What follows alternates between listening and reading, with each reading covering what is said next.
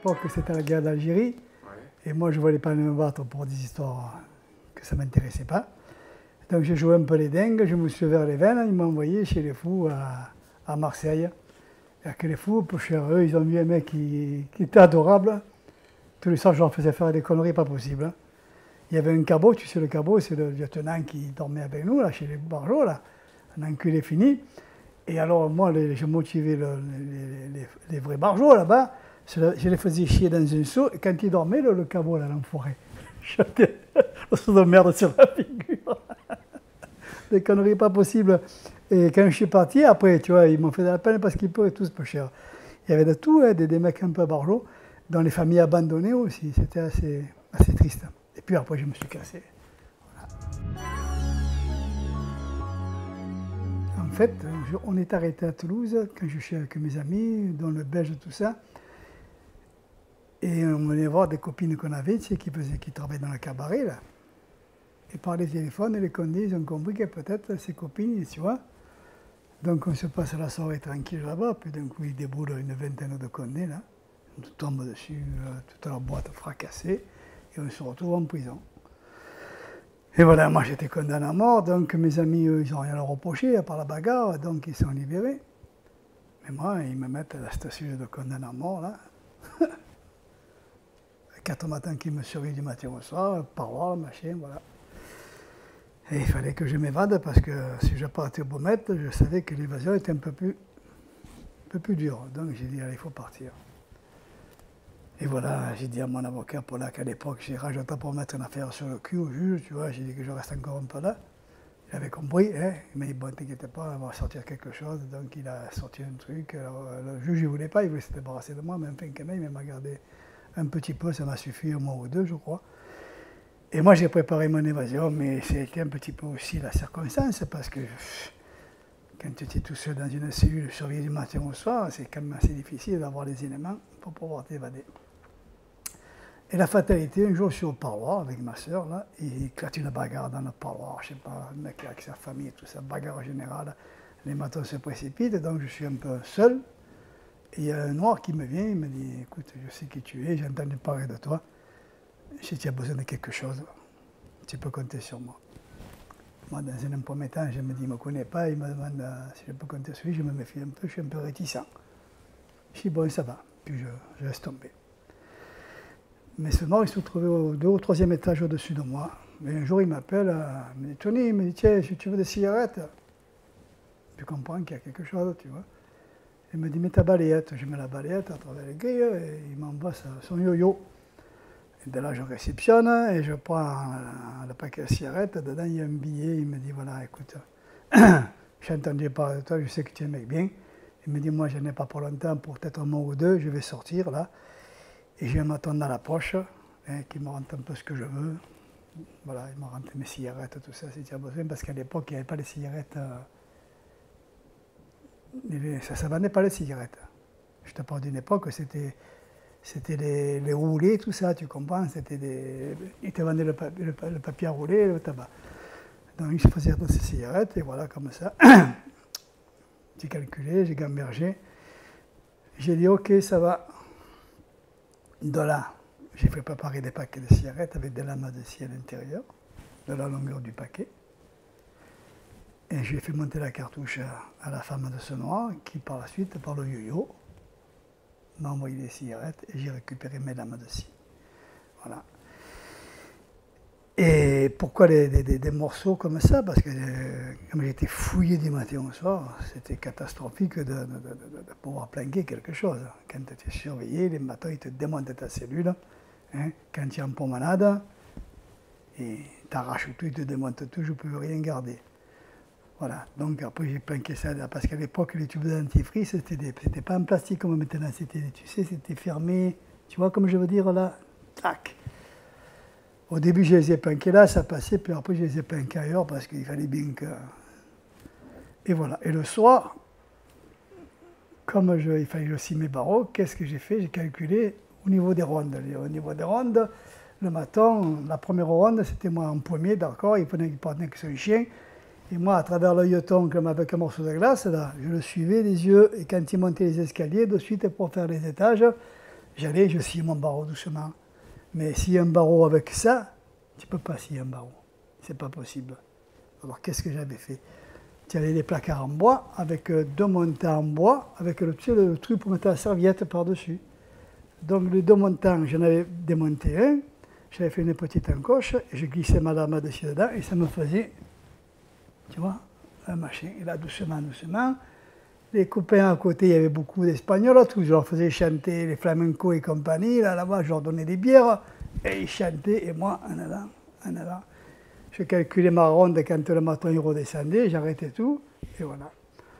J'ai dû mettre une semaine, tu vois, à peu près, pour calculer. J'ai coupé mon barreau 3/4.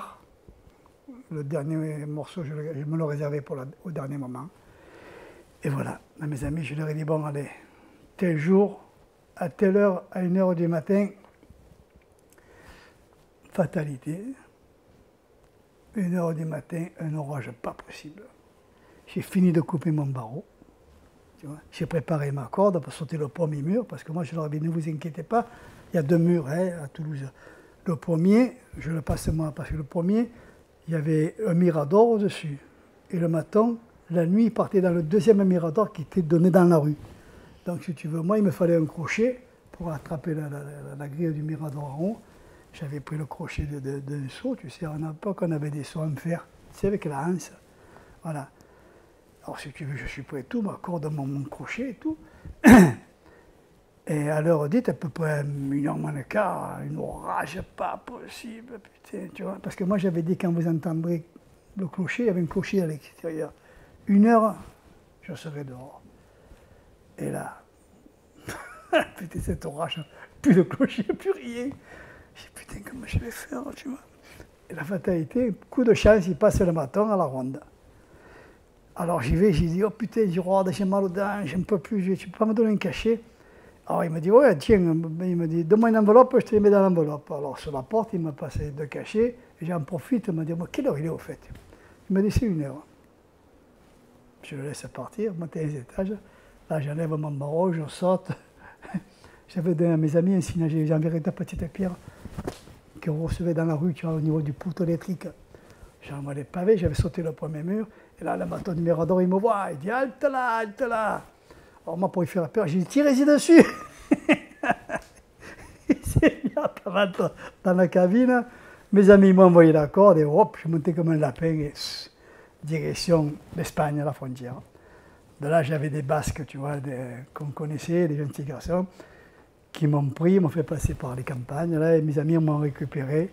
En Espagne, j'avais déjà tout préparé, la planque, la cavale et tout, voilà. Qu'est-ce que ça fait de s'évader?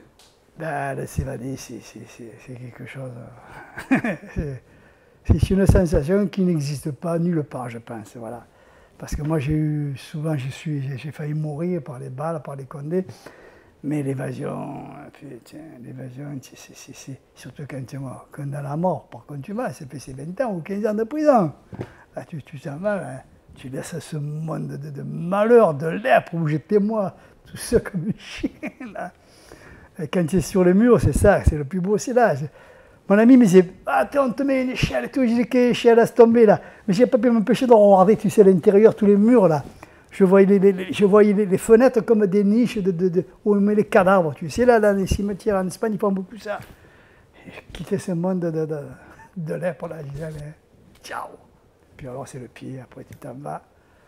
On est partis comme des dingues. Les Basques, ils m'ont pris en main, ils m'ont fait passer la frontière. Et voilà, arrivé à bord, quand tu es à l'Espagne, le champagne nous attendait. Et voilà.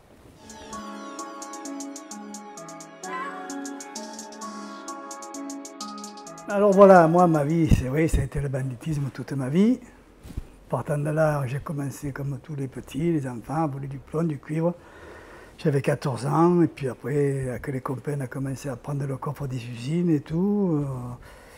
Et puis, de fil en aiguille, comme moi, j'étais tout le temps un peu le plus fou, le plus courageux. Voilà, après que certains amis, on s'est reliés, on est devenus des amis, des gens qui avaient la réflexion, qui avaient le courage. Et de là, bon, on est devenus des braqueurs professionnels. Voilà, et ça a duré pratiquement toute ma vie, à part les années de prison, évidemment. Il y a quand même 30 ans à la clé. Hein. c'est pas rien. Mais enfin, tout ceci pour vous dire que ça fait partie de ma vie. J'aurais pu mourir 100 fois dans les guerres ou dans les règlements de compte par les condés qui m'ont combien de fois allumé. Mais je m'en suis tiré, et puis voilà, hein, maintenant je ne regrette rien. Question de me dire, regrettez votre vie. Moi je dis tout le temps qu'il y a des braves gens dans tous les milieux, chez les voleurs, chez les travailleurs, chez n'importe qui. Voilà. Donc je pense faire partie des braves gens dans mon milieu. Je respecte tout le monde. Et voilà, aujourd'hui, bon, peut-être que j'ai la possibilité de m'en sortir en écrivant, qui sait, hein, grâce à Ring.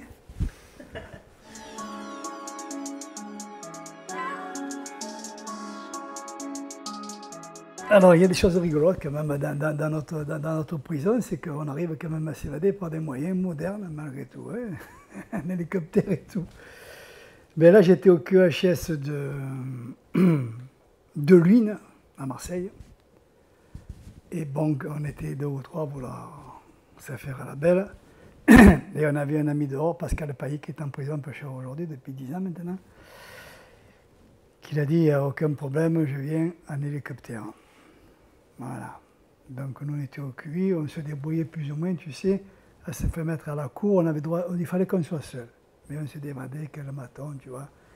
Parce que dans les QHS, en principe, c'est toujours les mêmes matons qui te gardent. Donc, automatiquement, il se naît quelque chose. Hein. Espèce d'entente entre nous, hein. Des fois, voilà, les matons ils disaient, bon, ça va. Hein. Des fois, ils n'avaient rien fumé, on donnait des cigarettes. On faisait un gâteau, ils partageaient. Donc, pour aller à la cour, le directeur, il avait dit, bon, ici, mettez là 2 ou 3, si vous voulez. Donc, c'est arrangé quand on a su que Pailly allait venir avec l'hélico pour être dans la cour. Mais moi, mon avocat me dit entre-temps, Tony, écoute, tu viens de faire 5 ans de prévention, normalement, on ne peut plus te garder. Il y a ton ami qui est là, qui vient de passer un tribunal pour sa demande de liberté provisoire. Le président la met dehors, justement, parce que ça fait 5 ans. Je lui ai demandé pour toi, il dit, mais aucun problème, que celui-là, qu'une affaire, demandez-moi la provisoire, je vous le mets dehors. De là, moi, j'ai dit à mes amis, bon, moi, je ne pars pas. Mais c'est un qui prend de ma place, donc je fais partir un ami, Franck Paletto, tu vois, voilà. On était à la cour, et ce jour-là, putain, alors il y a des choses qui sont bizarres, hein, tu vois. Un de nous trois a dit, il y a du vent, il ne va pas pouvoir se poser l'hélico et tout. J'ai dit, oui, il va pas se poser, qu'est-ce que tu racontes? Comme il va, j'ai dit, t'inquiète pas pour couper avec la disqueuse, là, le grillage en 2 colis gros. J'ai dit, il nous fait le trou, c'est pas un problème. Et voilà, mais ici, il y a tout le temps des gens qui sont pessimistes et d'autres optimistes. Moi, je suis plutôt optimiste. Et à un moment donné, la fatalité, des fois dans la vie, c'est complètement con, il vient une cacarinette qui se pose sur moi. Coccinelle. Nous, on dit cacarinette dans le midi. Je dis cacarinette, je dis, voilà, je dis, allez, c'est parti, je dis, allez, c'est bon. 2 minutes après, on entend les ailes de l'hélico, tu vois. Il s'est posé, notre ami, il a fait 2 coups de tronçonneuse, scapa. Et dans un autre bâtiment, il y en avait un autre aussi, un ami à nous, qui lui ont lancé la corde, il a monté tout, et l'hélico, il s'est fait la main, là. Et voilà. Et après, le directeur, il est venu. On ne sortait plus de la cour. Il avait tellement peur de quelque chose, tu sais, j'étais un directeur un peu. Il était là. Moi, j'ai dit, bon, moi, j'avais calé la porte de la cour pour pas qu'il vienne, c'est comme des fois ou quoi. Ils peuvent venir armés. Donc j'avais coincé la porte de façon qu'ils ne puissent pas l'ouvrir de l'extérieur. Mais ils ne sont pas venus, ils sont venus après, 1 heure après. Enfin voilà, quoi. Mes amis sont partis. Moi je suis resté comme un con parce qu'après le président des assises, comme il avait vu que mon ami avait été libéré pour les 5 ans de prévention, qu'est-ce qu'il a fait? Il a fermé le dossier, c'est-à-dire que je ne pouvais plus poser de provisoire. Voilà, donc j'ai été bouilli. Il a fallu que je passe en procès et j'ai pris un paquet d'années qui sont tombées au fur et à mesure avec la cassation. Parce qu'à Paris, ils ont quand même dit, mais c'est quoi cette histoire? Il n'y a pas un gramme de drogue, il n'y a rien, vous leur donnez des 20 ans. Donc j'ai obtenu la cassation. De là, ils m'ont enlevé quelques années de prison. Je suis tombé à 18 ans. Et j'en ai fait 11. Et je suis sorti grâce à mon premier roman, Taxi pour un ange, grâce à Ploquin qui est venu, tout ça après, tu vois. Et de là, le directeur, qui était un mec assez bien, il m'a dit, bon allez, je vous donne la liberté provisoire. Mais le procureur, il est venu dans la prison parce qu'une liberté provisoire, Une conditionnelle, c'est un tribunal dans la prison. Donc il y a tous les magistrats qui sont là, tout ça, procureur, juge et tout, et ils me disent c'est bon ou pas bon. Alors moi, on pose la question, on a décossu, et il a fait 11 ans de prison, QHS et tout. Aujourd'hui, il a écrit un livre, le directeur, banco, banco, banco. La procureure, elle s'est levée, elle a dit mais monsieur Cossu, à peine sorti la porte, ça va devenir un trafiquant notoire. Elle m'a tué, mais elle en a trop dit. Elle a exagéré, tu vois. Tant et plus que les magistrats n'ont pas suivi. Ils m'ont donné la liberté du provisoire, le procureur a fait appel, mais ça a été rejeté. Et je suis sorti, tranquillos. Et je suis monté après à Cognac parce que j'avais reçu un prix intramuros pour mon livre Taxi pour un âge. Voilà.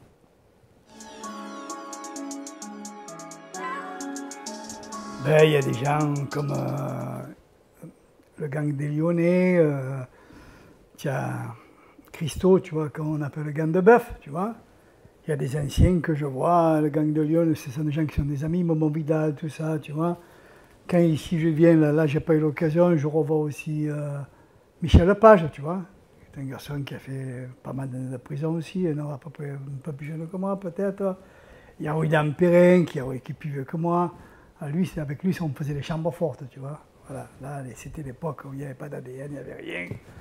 On passait le week-end ou 3 jours dans une chambre forte et on vidait tous les cofios. Et à nous, l'or, les lingots, les diamants. Voilà, donc si tu veux, les anciens, je revois, tous ces gens-là, on se revoit, on est en toute amitié. Parce que là, contrairement à la drogue, le voleur, le braqueur, c'est plus profond l'amitié. Voilà, il n'y a pas ce commerce, tu sais. Là. Parce que quand tu es sur un braquage, vous êtes 5, tu fais 5 parts. Il ne faut pas écouter les histoires de romans, de dire il y a le 10%, c'est complètement bidon ça. Sur un braco, s'il y a 5 mecs, il y a 5 parts. S'il y en a 10, il y a 10 parts. Et encore des fois, moi ça m'arrivait d'exiger des parts pour les gens en prison qui auraient dû être là, tu vois, entre-temps. Il y a eu un malheur, donc les avocats en prison. Alors si tu veux, voilà, il y a quand même ce truc-là, et c'est pour ça que c'est un truc qui est assez fort, et qu'on se rejoint, on se voit à l'amiable, tu vois, on mange tranquille. Hein. D'ailleurs, ça m'avait valu une fois un problème grave, et les condés voulaient me mettre en prison. J'avais un ami qui était sorti, il s'était mis dans la came un peu, tu vois. Et comme de temps en temps, quand il passait me voir, en toute amitié, hein, il faisait son boulot, moi et ma vie. Voilà, les condés, ils ont pris les photos, ils ont dit, oh putain, il y a Tony, alors c'est lui là. C'est lui le cap, c'est lui qui manipule tout. Alors que j'étais absolument pour rien. Absolument 4 jours de garde à vue infernale. Tu vois, infernal, les connaît, il est persuadé, tout ça. Finalement, le juge, des fois, il y a des juges qui sont bien. C'est comme tout, il y en a très peu, mais là, il avait été cool. Il a dit, mais Cossu, qu'est-ce qu'il va s'emmerder avec ces conneries, tu vois. Il a compris, et j'ai dit, oui, moi, je ne renie pas mes amitiés. J'ai des gens que j'aime, j'ai dit, ils font partie de ma vie. Mais je ne vais pas leur parler pour faire un plaisir. Non, ça je ne le ferai jamais.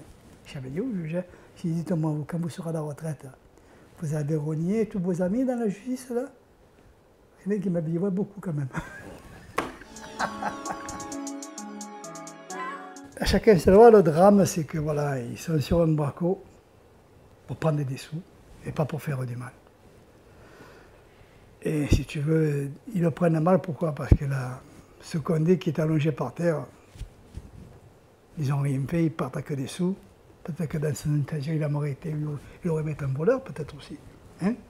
Parce qu'à un certain moment, ce Condé, il a essayé, mais il n'y est pas arrivé. Hein? Donc si tu veux, là, il y a tout des Marodala, et tu as un ami à eux, qui est le mari d'un